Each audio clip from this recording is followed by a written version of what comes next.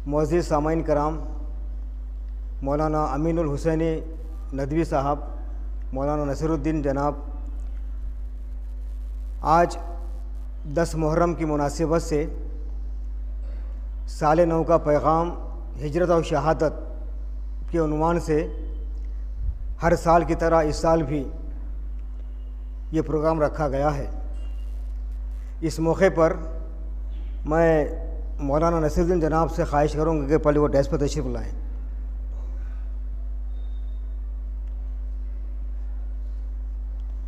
मौलाना अमीनुल हसन नदवी साहब आ रहे हैं, इंशाल्लाह वो भी हमारे दरमियान मौजूद होंगे। मोहतरम भाइयों, क़िस्सा ये वाक़या एक जाबिर बादशाह का था। वो अपने आप को बहुत बड़ा खुदा समझता था और ये ऐलान कर दिया था, लोग मेरी बंदगी करें, अना रब्बुकुमुल आला, मैं खुदा हूँ, मेरा हुक्म चलना चाहिए। लोगों ने उसके ऐलान पर कान नहीं धरा। कुछ लोगों ने माना, कुछ लोगों ने नहीं माना। जो लोग नहीं माने उन पर नत नए मुजालिम करता था, यहाँ तक कि नई चालें चलता था।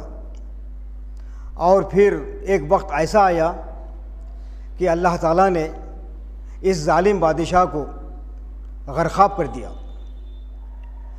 ईमान लाने वाले बच गए और जो उसकी बात को मानते थे उसके हवारी समेत दरिया में गर्क हो गए।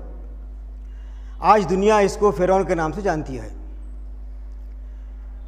ऐसे जालिम बादशाह हर ज़माने में, हर इलाक़े में रहे हैं, लेकिन ईमान वाले उनकी बात को सुनते नहीं बल्कि अल्लाह की बात को सुनते हैं और उन्हीं के मुताबिक दुनिया के अंदर चलते हैं।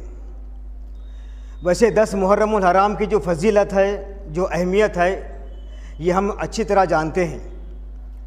रिवायतों में आता है 10 मुहर्रमुल हराम को हज़रत आदम अलैहिस्सलाम की दुआ कबूल हुई है और फिर यूनुस अलैहिस्सलाम मछली के पेट से इसी तारीख़ को आज़ाद हुए।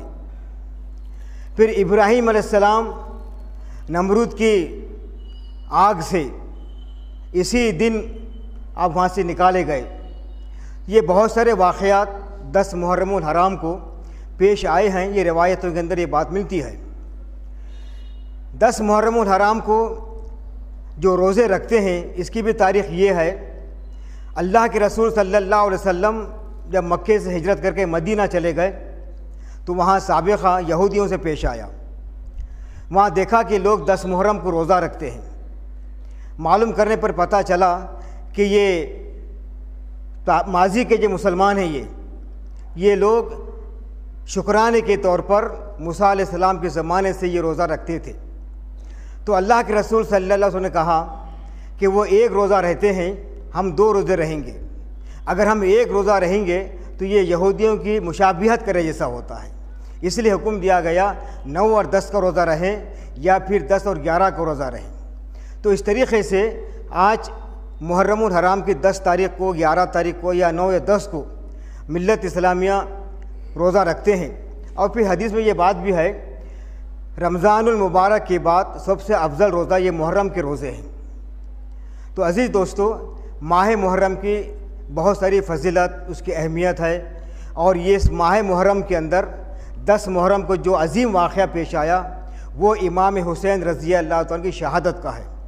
वैसे हमारे मुक़र्रिरीन आपके सामने तफसील के साथ बात रखेंगे, लेकिन मैं 2-4 बातें रखते हुए अपनी बात को ख़त्म करूँ। इस वाक़ये को संजीदगी के साथ हमें देखना और सोचना देखना होगा, गौर करना होगा कि ये वाक़या क्यों पेश आया, क्या वजूहात थे, और इस हालात को, इस वाक़यात को हिंदुस्तान के इस वक्त जो हालात हैं उसके पस मंज़र में हमें देखना होगा। सैयदना इमाम हुसैन रज़ी अल्लाह तआला अन्हु ने अमीर माविया की बैत नहीं की। क्यों नहीं की? और फिर इमाम हुसैन रज़ी अल्लाह तआला अन्हु किस तरह कोफा चले गए, कोफे के लोगों ने क्यों बुलाया और फिर क्या वाक़या पेश आया। फिर इमाम हुसैन रज़ी अल्लाह ताला अन्हु जो 72 अफराद पर मुश्तमिल पूरे अपने ख़ानदान समेत अफराद को जब लेकर जा रहे थे, तो क्या ये जंग के लिए जा रहे थे या फिर किस लिए जा रहे थे। ये बहुत सारी बातें हैं, इस पर गौर करने की ज़रूरत है। हालांकि वो जंग नहीं थी, बल्कि आप तो वहाँ कोफे वालों की दावत पर वहाँ चले गए। लेकिन इमाम हुसैन रज़ी अल्लाह ताला अन्हु ने पूरी दुनिया को, रहती दुनिया तक ये जो मैसेज दिया है, ये पैगाम दिया, वो ये है कि इस्लामी क़ानून के अंदर जब जब भी जहाँ जहाँ तब्दीली आती है, उस तब्दीली के आगे हम सर झुकाएंगे नहीं, बल्कि सर को कटा देंगे। इस्लामी क़ानून के अंदर जब भी बदलने की बात कही जाएगी, तो वहाँ पर हम क़ानून को बदलेंगे नहीं, बल्कि सर कटा देंगे, इस्लामी क़ानून को बचाएंगे। आज इस पस मंज़र में हम देखें, हमारे हिंदुस्तान की जो मौजूदा हुकूमत है, यूसीसी, तलाक़ का मसला, कितने मसाइल हैं जो आज हमारे मुल्क हिंदुस्तान के अंदर मौजूदा हुकूमत हमारे सामने चैलेंजेस के तौर पर ये बात को रख रही है। यही बात भी आती है कि कुरान के अंदर भी तब्दीली कीजिए। कभी 24 आयतों पर इतराज़ वाली बात आती है, कभी कहा जाता है कि कुछ अंडरस्टैंडिंग में हम सब मिलकर काम करेंगे, कभी कहा जाता है कि एक मुल्क के अंदर 2 क़ानून कैसे चल सकते हैं, एक ही क़ानून होना चाहिए। तो इस तरीक़े से बहुत सारी बातें आती हैं। फिर हमने देखा है 1984-85 के अंदर शाहबानो केस का, वहाँ पर जो तलाक़ का मसला था, नान और नुफ़क़ा देने की जो बात कही गई थी, उस मौके पर भी अल्हम्दुलिल्लाह मिल्लत इस्लामिया ने मुत्तहिद होकर इस क़ानून के आगे सर को नहीं झुकाया, बल्कि डट कर मुकाबला किया। तो अज़ीज़ दोस्तों, सैयदना इमाम हुसैन की ये शहादत आज हमको ये पैगाम दे रही है, ये दर्स दे रहा है कि हमको सिर्फ नाचना कूदना नहीं है, बल्कि सैयदना इमाम हुसैन ने जिस मकसद के लिए अपनी गर्दन को कटाई, क्यों कटाई, इस पर हमें गौर करना है। वो क्या पैगाम था, क्या मकसद था, उस पर हमें सोचना होगा, गौर करना होगा, और उसी के मुताबिक हमें इस दुनिया के अंदर, इस मुल्क के अंदर काम करना होगा। अब देखिए, हमारे सामने इस वक्त जो मसला आया हुआ यूसीसी का, यानी कि एक्शन सिविल कोड, तो ये इस्लामी क़ानून के अंदर तब्दीली की बात कही जा रही है। इस्लामी क़ानून के अंदर तब्दीली की बात कही जा रही है। तो अब इस हालात के अंदर मेरा और आपका रोल क्या होना चाहिए। हालांकि इन हालात के अंदर नंबर 1, मिल्लत इस्लामिया इस्लामी क़ानून पर पहले अमल पैरा हो जाए। जैसे विरासत की तकसीम है, हम इस बात का इरादा कर लें कि हम अब अपने बहनों को विरासत की तकसीम में हिस्सा देंगे, और फिर शादी ब्याह, तलाक़, ये जितने भी चीज़ें हैं ऐन इस्लाम के मुताबिक हम करेंगे। और फिर इन ख़वानीन को, इस्लाम की जो गलतफ़हमियाँ बिरादरान वतन के अंदर बैठी हुई हैं, इन बिरादरान वतन तक पहुँचकर हम गलतफ़हमी को दूर करेंगे। ये काम करने का है, ना कि कोई और दूसरा काम, नाचते कूदते फिरना नहीं है, बल्कि इस वक्त पूरी मिल्लत संजीदा होकर हम खुद इस्लाम के क़ानून पर अमल पैरा होना है। और दूसरा, बिरादरान वतन तक पहुँचकर जहाँ कहीं भी हमारे वसाइल हैं, जिन अफराद से हमारे ताल्लुक़ात हैं, उन तक पहुँचकर हमें ये इस्लाम की तालीमात को वाज़ेह अंदाज में पहुँचाना होगा। ये ज़िम्मेदारी है। इस वक्त ये मौजूदा हालात हमारे खानों पर ये ज़िम्मेदारी डाले हैं कि तुम्हें ये काम करना है। फिर तीसरी बात यह है कि अल्लाह ताला ने ऐसे मौके फराहम कर रहा है। ये आप देखिए, इस्लाम, मुसलमान, अल्लाह के रसूल, कुरान, ये तमाम बातें आज हर कच्चे पक्के मकान पर पहुंच चुके हैं, और हर आदमी के जहन में, उसके ज़बान पर सिर्फ इस्लाम और मुसलमान है। ये हालात को अल्लाह ताला ने पैदा किया, और मिल्लत इस्लामिया से ये बात कही जा रही है। इन हालात के अंदर अब कम अज़ कम मैंने पूरा हालात को बना बनाया है, कम से कम अब तो भी पहुँच कर आओ या फिर अपने अमल करके लोगों को बता दो कि इस्लाम ये क़ानून, ये इस्लाम ये है।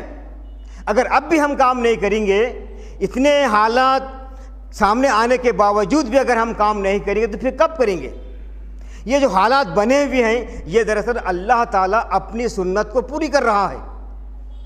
अल्लाह ताला अपनी सुन्नत को पूरी कर रहा है। आप देखिए अखबारात के अंदर, टीवी के अंदर, मोबाइल फ़ोन पर, सोशल मीडिया के अंदर, हर एक जगह इस्लाम इस्लाम इस्लाम, मुसलमान, कुरान।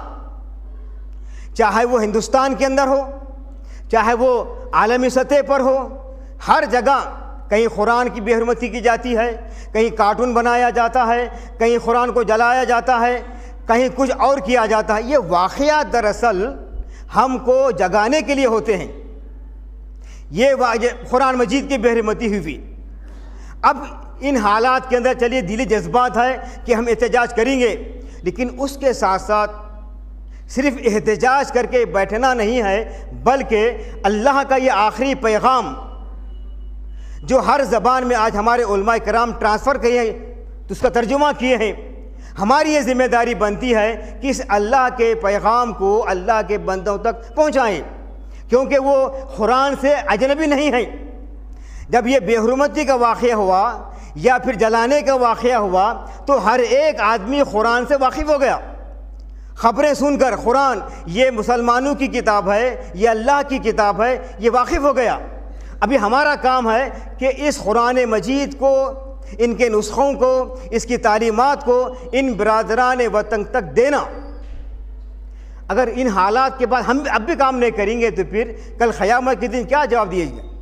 तो अज़ीज़ दोस्तों, ये जो हालात बने हुए हैं, ये दरअसल इस्लाम के मुस्तक़बिल की पेशन गोई है। ये आप समझ रहे होंगे, ये इस्लाम पर जुल्म हो रहा है, मुसलमानों पर ये हालात आए हुए हैं, बल्कि ये हालात इसलिए आए हैं, इस्लाम का मुस्तक़बिल रोशन नज़र आ रहा है। अल्लाह ताला तो अपनी सुन्नत पूरी कर रहा है, लेकिन मेरा और आपका रोल क्या है? इन हालात के अंदर मैं और आपने क्या रोल प्ले किया है, ये असल बात है। तो सैयदना इमाम हुसैन रज़ी अल्लाह ताला की शहादत आज हमें जो पैगाम दे रही है वो यही है कि आप उठो। जहाँ इस्लामी क़ानून की तब्दीली की बात की जा रही है, जहाँ इस्लाम की बात की जा रही है, अब तो भी उठकर अल्लाह के बंदों के सामने इस पैगाम को वाज़ेह कर दो। फिर उसी के साथ साथ सिर्फ वाज़ेह ही ना करो, बल्कि ख़ुद भी अमल करके बता दो, ख़ुद भी अमल करके बता दो। हमारी शादी ब्याह अब देखिए कितने, जबकि अल्लाह के रसूल ने कहा कि शादी को आसान करो, ज़िना मुश्किल हो जाए। हम ये हदीस बार बार सुनते हैं, पढ़ते हैं, लेकिन आज भी हमारी शादियाँ इतने अवघड़ बने हुए हैं कि जिस घर में लड़की पैदा होती है, बाप के चेहरे पर खुशी नहीं आती, बल्कि मुरझाया जाता है। क्यों? लड़की पैदा होते ही जहेज़ का मामला, रिश्तों का मामला, फिर या तो आज रिश्ते ख़ानदान के देखा जा रहा है, या खूबसूरती देखी जा रही है, या फिर पढ़ी लिखी लड़की को देखा जा रहा है। जबकि अल्लाह के रसूल ने कहा, जब तुम रिश्ता तलाश करो, चाहे लड़के के लिए या लड़की के लिए, तो दीनदार लड़का तलाश करो, दीनदार लड़की को तलाश करो। ये हमारे माशरे से हट गया। पैसे वाली, खूबसूरत, हसीन, ख़ानदान बड़ा होना, तो ज़ाहिर सी बात है जब ये हालात पैदा होंगे तो हम क्या अपने अमल से दुनिया के सामने इस्लाम का नमूना पेश कर रहे हैं? अज़ीज़ दोस्तों, हमारा आज भी इन हालात के अंदर हिंदुस्तान का क़ानून हमें विरासत की तक़सीम देने के लिए नहीं रोका। आज भी हिंदुस्तान का क़ानून तलाक़ को इस्लामी क़ानून के मुताबिक देने के लिए नहीं रोका। आज भी हिंदुस्तान का क़ानून हमें इस्लामी तालीमात पर अमल करने के लिए नहीं रोका। फिर किस बात की वजह है कि हम इस्लामी तालीमात पर अमल नहीं करते? कौन रोक रहा है बताइए? क्या शादी को आसान करने के लिए हमारे हिंदुस्तान का क़ानून रोका है? क्या विरासत की तक़सीम करने के लिए हिंदुस्तान का क़ानून रोका है? कौन रोका है? इस्लाम की तालीमात के ब्रेक हम खुद बने हुए हैं। हम खुद नहीं चाहते। क्यों? कि हम अपने नफ्स के ख्वाहिशात की पैरवी करते हैं। और हम ये चाहते हैं कि हमारा वलीमा 10 लाख का हो। क्यों? हम दूसरों को खाए हैं। अगर हम 10 लाख का वलीमा नहीं करेंगे तो हमारी नाक कट जाएगी। लोग क्या कहेंगे? ये लोग कौन हैं, समझ में नहीं आया आज तक ये बात। असल में नफ्स की ख्वाहिशात, नाक कटेगी, ये तमाम अवामिल जिसके नतीजे में इस्लाम हमारे दरमियान ख़ुद एक अजनबी बना हुआ है। तो अज़ीज़ दोस्तों, आइए इस मौके पर हम आपसे गुजारिश करते हैं, उठें, हम इस बात का इरादा करके उठें कि हम इस्लामी तालीमात पर अमल करेंगे और फिर दुनिया को बता देंगे।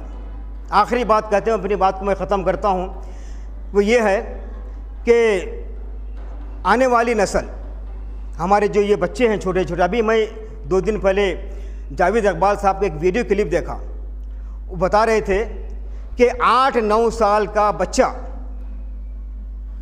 8-9 साल का बच्चा आज नंगी औरत को नाचते हुए देख लिया है। 10 साल के बाद सेक्सुअल ट्रीटमेंट इन बच्चों का करना होगा। हालात ऐसे गंभीर हैं। हमारी नई नस्ल के जो इस वक्त बढ़ रहे हैं, इनका सेक्सुअल ट्रीटमेंट 10 साल के बाद करना ही करना है। क्यों? कि ये लोग मोबाइल फ़ोन के अंदर 8-9 साल का बच्चा ही एक नंगी औरत को जब देख रहा है तो उसका सेक्सुअल प्रॉब्लम क्या होगा, देख जाइए। और आज वालिदैन शादी ब्याह में जाते हैं तो लड़की अम्मी के पास ही फ़ोन लेती है और बात करते बैठती है। आपसे मैं गुजारिश करूंगा, ख़त्तन अपने बच्चों को फ़ोन ना दे। बहुत ज़हर है ये। लड़कियों का जहन बदल रहा है, लड़कों का जहन बदल रहा है, और फिर तालीम के अंदर ये बच्चे पीछे हो रहे हैं। इसकी जिम्मेदारी कौन है? काम इतना करना है, इतना करना है। अगर 24 घंटे भी हम कामों में लग जाएंगे तो वक्त कम पड़ेगा। मसाजिदों में काम, नौजवानों में काम, मिल्लत के बुज़ुर्गों में काम, ख़वातीन में काम, लड़कियों में काम, स्कूलों में काम, हर जगह काम करना है। तो ये नई नस्ल की तरबियत की ज़िम्मेदारी हमारी अपनी ज़िम्मेदारी है। वरना ये मुस्तक़बिल है हमारा, ये नस्ल हमारा मुस्तक़बिल है। ये इन मुस्तक़बिल पर अगर हम काम नहीं करेंगे तो अल्लाह जाने हालात क्या होगी। तो अज़ीज़ दोस्तों, आइए मैं इतनी बात कहते हुए अपनी बात को ख़त्म करता हूँ और यही मैसेज देता हूँ कि हम अब उठें, दीन इस्लाम पर अमल करें और अल्लाह के दीन को अल्लाह के बंदों तक पहुँचाने की कोशिश करें। व आखिर दावाना अनिल हम्दुलिल्लाहि रब्बिल आलमीन।